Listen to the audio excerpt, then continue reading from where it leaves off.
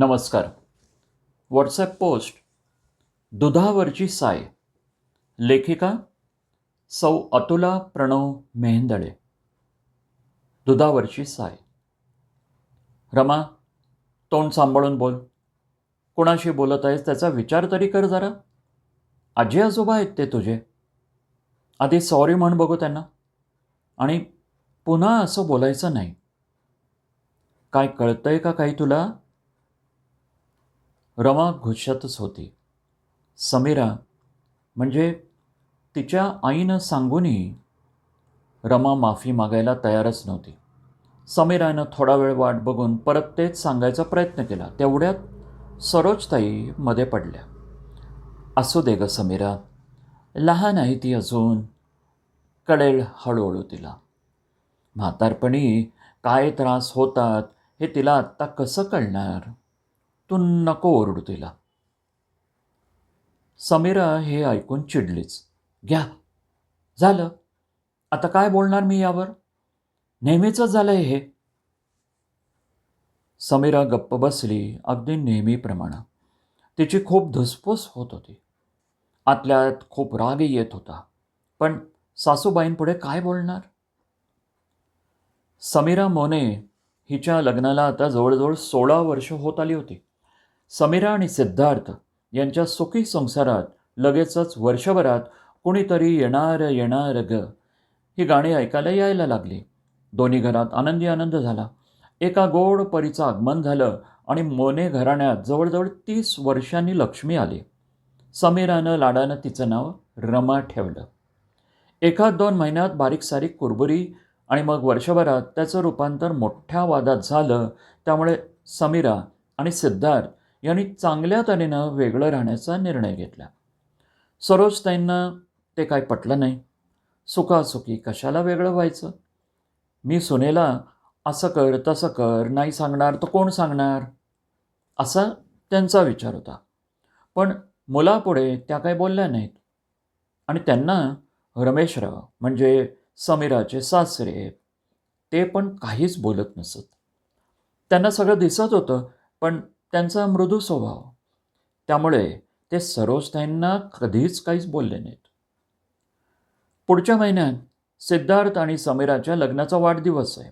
नेहमीप्रमाणे समीराचे सासू सासरे काही दिवस इथेच येऊन राहिले.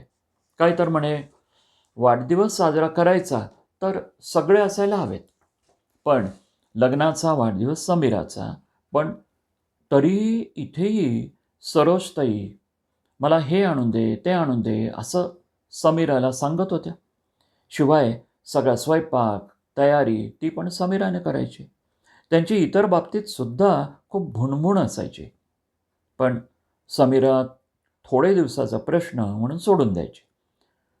पण आज कहर झाला. रमा आजीला अपमानित होईल असं बोलली म्हणून समीरा तिला सॉरी म्हणायला सांगत होती. तर सरोजताई मात्र नेहमीप्रमाणे रमाच्या नजरेत स्वतःला छान राहू पाहत होत्या. समीरा मात्र नेहमीच या सगळ्यात हिरमुसून जायची. अशाने रमा आपल्याविषयी अकस्तर मनात नाही ठेवणार ना. आई वाईट आणि आजी चांगली असं तिच्या विचित्र वयात तिला वाटायला लागलंच आहे. ते आता या प्रकर्षानं परत परत करतायत. काय करावं असाच विचार तिच्या मनात येत होता. दरवेळी हे असंच चालायचं आणि सरोजताईंना ना सिद्धार्थ समजवायचा ना रमेशराव. पुढचे 2 दिवस समीरा गप्प गप्पच होते. त्याच 2 दिवसात रमेशराव संध्याकाळी सरोजताईंना मोगऱ्याचा गजरा घेऊन आले. सरोजताई वासानंच अगदी खुश झाल्या. त्या चहा बनवत होत्या तोच रमेशराव आत आले. काय मंडळी गालातल्या गालात हसतायत. सुवास दरवळत पोचला वाटतं तुमच्यापर्यंत.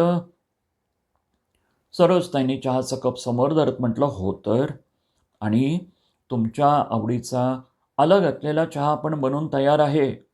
वेळेत आलात. या, झोपाळ्यावर बसून चहा घेऊ आपण. चहा घेत घेत रमेशरावांनी विषयाला हात घातला.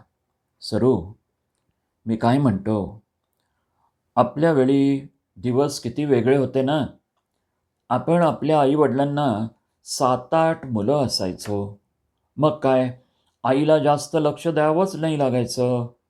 एकमेक मिळून मिसळून राहत होतो की नाही.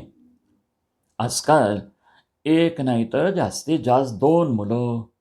ती सगळ्यात मोठं होण्याची मजा यांना कशी कळणार?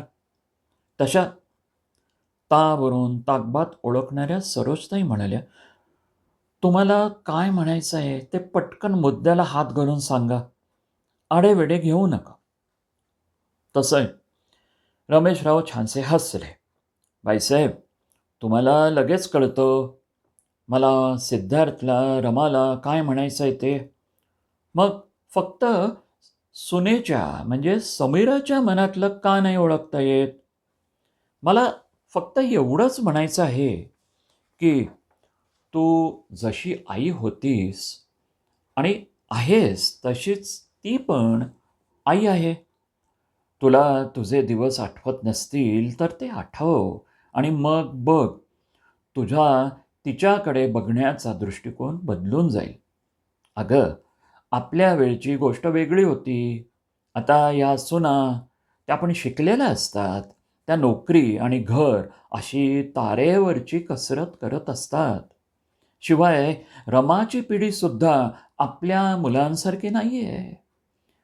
आई-बाबा म्हणतील ते निमूट ऐकून घेणारी अशी नाही.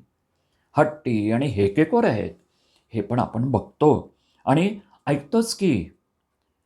रमा आपल्यासोबत राहत नाही म्हणून आपल्याला कळत नाही. पण या मुलांना आता मोबाईल, लॅपटॉप, कॉम्प्युटर यावर इतकी माहिती मिळते की आपण पण कित्येकदा गप्प होतो.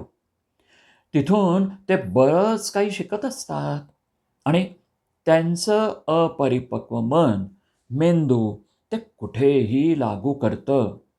त्यांना तिथेच थांबवायला नको का? आणि अगदी शेवटी हा त्या दोघांचा संसार आहे. आपण त्यांच्यात बोलायला नको. ते आई-मुलीचं नातं आहे. समीराला तिच्या मुलीला, रमाला जसं वाढवायचं आहे तसं वाढवू दे. त्यावर लगेच तोडत सरोजताई म्हणाल्या, अहो, पण मी कुठे तिला वाढवायला जातीये? राहतेच आई की ती वेगळी आपल्यापासून. मग रमाचं चुकलं तर इतकं कशाला बोलायचं? आजी-आजोबांची माफी वगैरे जास्तच होतंय जरा, नाही का? आता मात्र रमेश्वर सिरियस होत बोलले, सरोज, अगं, तूच तुझ्या तोंडानं म्हणते आहेस, रमा चुकली. मग तिला तिची चूक दाखवायला नको का? आता ती लहान नाही. आपलं चुकलं की माफी मागायची हे तिला कळायला हवं. तेच तर केलं समीरानं. आता चूक करताना आजी समोर होती म्हणून चूक झाकायची हे काही बरोबर नाही. अगं, प्रेम कर ना. कोण नाही म्हणतंय. पण आंधळं प्रेम करू नकोस. जशी सासू, आई, बायको म्हणून सजग होतीस ना, तशीच आजी म्हणून पण जबाबदारीनं वाग. बघ, सगळं सोपं होईल. आणि जसं नवरा-बायकोमध्ये कधी पडू नये, तसंच आई-मुलाच्या किंवा आई-मुलीच्या मध्ये सुद्धा कधीही आपण पडू नये. आई आपल्या अपत्यांना चांगल्यासाठीच करत असते आणि पिढी तर पिढी हे बदलत जाणारच. आपण सुनेला पाठिंबा द्यायला हवा. ती करेल ते संस्कार चांगलेच असतील आणि तू समीराला रमासमोर बोललीस तर रमा ही तिच्या आईचा मान ठेवणार नाही, हो ना? आणि हे तुझ्या संस्कारात नक्कीच बसत नाही. तू काल हे केलं त्याने समीराला नक्कीच वाईट वाटलं असेलच. थोडं तिच्या बाजूनं विचार केला की कळेल तुला नक्कीच. बघ, सरोजताई आता गप्प झाल्या. नुसत्याच हसल्या. रात्री रमा उशिरा येणार होती क्लासमधून. म्हणून संधी साधून सरोजताईंनी समीरासोबत बोलायचं ठरवलं आणि तशी वेळ त्यांना जेवण झाल्यावर मिळाली. रमेशराव हॉलमध्ये टी व्ही बघत होते. सिद्धार्थ लॅपटॉपवरती काम करत होता. अगं समीरा, ये, आपण दोघे मिळून पुढच्या महिन्यात तुमचा लग्नाचा वाढदिवस आहे ना, त्यासाठी कोणाला बोलायचं ते ठरवूया. आणि वाढदिवस यावेळी त्या घरी होणार. समीरा चक्रावलीच. ह्या इतकी वर्ष झाली कधीच तिकडे काही करत नाहीत. कायम इथेच माझ्याकडून सगळं करून घेतात. यावेळी हे काय नवीन आता? असं ती मनात म्हणत असतानाच सरोजताई तिच्या खांद्यावर हात ठेवत हळूच कुजबुजत म्हणाल्या, अगं, सासू म्हातारी झाली. तिला नाही कळत आजकालच्या युगात कसं वागायचं ते. चुकलंच माझं बघ. रमा नात आहे हे मनात इतकं ठसलं आहे की ती नात तुझ्यामुळे आहे हेच विसरले बघ मी. मलाही आता हळूहळू पचनी पडत आहे की दुधापेक्षा दुधावरची साय महत्त्वाची असते हे खरं. पण त्या दोन्हीला धरून ठेवणारं पातेलं म्हणजे तू सगळ्यात महत्त्वाचं. नाहीतर सगळं वाया आहे बघ. साठी झाली ना की माणसाच्या, विशेषतः बायकांचा हेकटपणा कमी होण्याऐवजी कधीकधी वाढतच जातो. सगळं इतकी वर्ष जीव ओतून सांभाळलेलं असतं की दुसऱ्या कुणामुळे ते विस्कटू नये असं वाटत जातं. पण तूही माझाच संसार पुढे नेत आहेस हे डोक्यातूनच गेलं बघ. आणि काय ग, असा अबोला तुझी आई असती तर धरला असतास का? मी पण तुझ्या नवऱ्याची आई आहे, मलाही समजावून सांगायचं ना. वेळेपरत्वे रागवायचं, पण असं घरच्या लक्ष्मीनं फुगून नाही नाही बसायचं बरं. दे दे सोडून. असं म्हणून सरोजाताईंनी डोळ्याला पदर लावला आणि समीराचा सगळा रुसवा क्षणार्धात गळून पडला. आई, अहो, माझं पण चुकलंच. तुम्ही तुम्ही नका वाईट वाटून घेऊ. आणि झालं गेलं गंगेला मिळालं. रमा यायला वेळ आहे थोडा. चला, चला आपण यादी बनवूया. मी मी कागद पेन आणते. आणि तुम्ही बसा. मी छान गरम कॉफी करून आणते. तुम्हाला आवडते तशी. तुम्हाला रात्री झोपायच्या आधी कॉफी आवडते ना? हे सिद्धार्थकडून खूप वेळा ऐकलंय मी. आलेच. असं म्हणून समीरा वळली आणि हॉलमध्ये जाऊन तिनं डोळ्यांनीच सासऱ्यांना थँक्यू म्हटलं. आणि रमेशराव पण त्यांच्यातला समेट बघून गोड स्मित करत हसले. धन्यवाद. लेखिका सौ अतुला प्रणव मेंदळे. वाचन संजय इनामदार.